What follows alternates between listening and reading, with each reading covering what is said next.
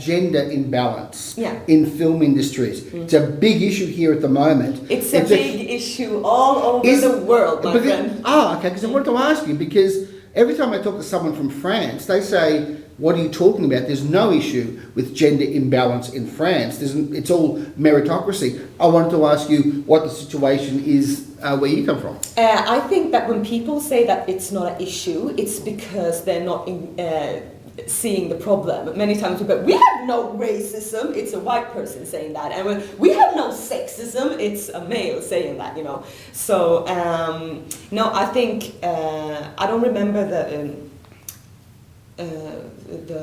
the exact statistics right now, but it's terrible in Sweden as well.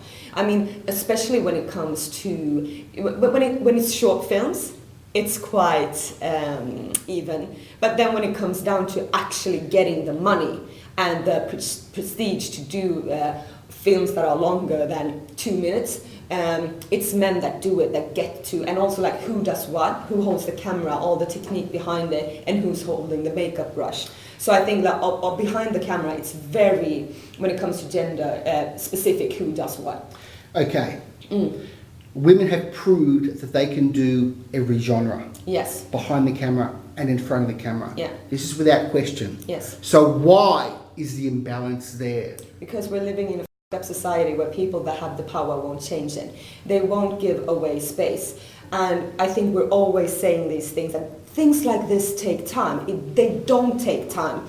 The thing that takes time is for a person who has power to give away that power and to admit that that person actually has power. Because this is an industry where it's really hard to get jobs. So if you have the moment to get it, of course you're going to hold on to that mother until you die. So actually, it's not that hard. And it actually comes down to numbers. Who gets to do what?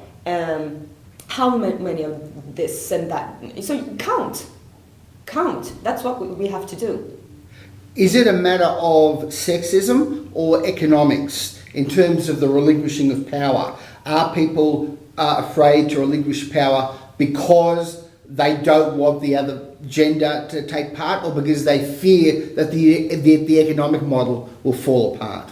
I think it's both. It's because of sexism that you're afraid to put money somewhere, because you think that this is an unknown thing, like women was a new phenomenon. I mean, it's ridiculous. It has been dragging on now for decades longer than it should have been.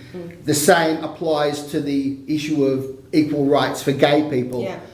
You're a bright, intelligent young person. Thank you. Why does it take so long? Well, you're now 30 years old. Yeah. How old are you going to be when things are corrected in a sensible way? Oh, this is a sad question, because I really don't understand. I don't understand why it's so hard for gay rights. Why can't people marry whoever they want? I can't understand. It's like talking to an idiot, listening to an idiot when they talk about these kind of things. It's like Wanda Sykes says, if you're against gay marriage, then don't marry someone of the same sex. Who cares? So how long is it going to take? It's going too slow. I think this is like as an activist, this is the most annoying thing, that you know that you're going to work. And sometimes when I read history, when I read about like the fight of women wanting to have the right to vote, when I read those articles, I feel like you're exactly talking about my situation in life. I can just place it when I'm talking about the space that I'm allowed to have to speak, or how people talk about my body, and so on. So in one way it's sort of nice, because you feel a sisterhood, and in one way it's extremely sad because it's like 200 years old. And then when we talk about it in history, it's like, and then women got the right to vote, as if the people on power were like, hey, wait a minute, do you know what? We should give it to them. We're not even talking about the struggle. So also that gets blown away, that it's something that women have been fighting for and dying for to get. You are apparently cited as one of the leading feminist activists in Sweden. Yeah, I try to be. and Scandinavia as well. Do you play in that bigger field, or just in Sweden in terms of this issue? Well, of course, when I'm in Norway or when I'm in Finland, my parents are from Finland, I take this wherever I go. Okay. Yeah. Can you just tell us a little bit about your work in this field, what your aims are, and how much further you got to go? I did ask that before. But so you're asking if I'm willing to blow myself in the air? No. No. No, but what I work with is I'm not a politician, so I'm not in a party. I'm not in like trying to do a career about that. I think there's people that went to school to do that. What I do is acting, right? So it's like, how can I use this field to talk about these kind of things? And I think acting, what's so good about it is that it's physical work. It basically comes down to what do you send out with your body. So when it comes to the acting, so you get a script, what do you do with it? You read it, you start with the questions. Why does she do this? How can we change this? And also like to play with the small details when it comes to showing a situation. Like, do I need to tilt my head? Do I need to smile all the time? Do I need to be pleasing? And or like to do that. So basically to try to just change those small things when it comes to example for a seduction scene. Who leans in for the kiss? Who stands still? Not to like have being like this all the time, you know. Sometimes I have a feeling that it's expected of me to play gender before I play the character. And that it's really easy to fall into that, and then a wheel of reproduction starts. So, and it's fun, you know, because sometimes people can be like, oh, it's that when you say that you're a feminist, that it sounds hard and that you're angry all the time, and you know, there's all these kind of weird bullshit thoughts about feminism, which isn't true. I mean, I think this is a way to create imagination, to create new ways of looking upon something, and I think that's also why you work with art, because you want to do something new. I'm not so interested in being like the Hugh Grant actor who's basically the same character in every movie. So you recognise that working as an artist through comedy, through drama, through film, through theatre is, in your view, a more effective way to effect change and to comment on things than being a politician? Well, I wouldn't say that it's more efficient or better. I think that not everyone should do film, not everyone should do politics. I mean, if you're a teacher, you have a space to change someone. Actually, to be like a teacher, that's the best way to affect people, of course, because you're the one that gives away knowledge. Just when I was talking about like history, what kind of whose history are we telling? So I think it's more of using the space that you got to make a change. And I think comedy is a really good way to do it, because that means that someone has to lower the guard, right? It's almost like you're being like, come, and then you're doing this really poisonous cake that has a really good glazer on top, you know?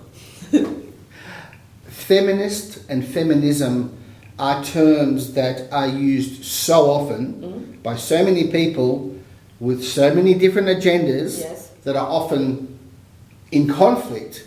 Do you think the term is overused? Has the brand lost some of its meaning through overuse? I don't think you can overuse the word equality because it's not something that you can compromise with. Either you have it or it's not there yet. And of course, it can be trendy to like have a political point of view, but you will always notice who's willing to take the fight and the fights that actually hurt and harm you. Because, I mean, I know that there's people that aren't willing to work with me because I have these opinions. But that's also good, because maybe then I shouldn't work with them because they're idiots and assholes. So I don't think that I think it's good that feminism in one way is becoming sort of a like mainstream cool thing. You know, we have Beyonce. I think that's fantastic because that gives people that maybe wouldn't hear of these words to like look up more things and so on. So I think it's a really good thing. And of course, there's different kinds of feminism, and sometimes they can clash. But I look upon it more that it's a really wide movement. I mean, there's some feminists, when I see what they do, I'm like, okay, that's not my struggle. But apparently it's really important to that person to do exactly, take care of those questions. I mean, for instance, I don't have kids, so I'm not so into like daycare, blah, blah, blah, things. But of course, I think it's super important in society because people can work, and like what kind of daycare do we have? But of course, since it's not a daily thing in my life, because I don't have children, I don't think about it. So I'm really happy that someone else takes that part. Is this your first time in Melbourne? Yes. Was this your first free afternoon in Melbourne? What did you see? What did you hear? What did you think? I went to this market, the food market. Paran market? Yes, it's that. I loved it. And I think it's a really interesting, like basically what I've been doing, I was walking all day. I mean, I've been walking for like 4 hours. So what I did was I do this when I'm in a new town, that I walk until I'm lost, and then I have to find my way. So you get to see a lot of things. And one thing that I really like is all the weird different houses next to one another. So you have this like huge skyscraper next to a small weird house, and then it's an old church, and then a super new flashy glass thing.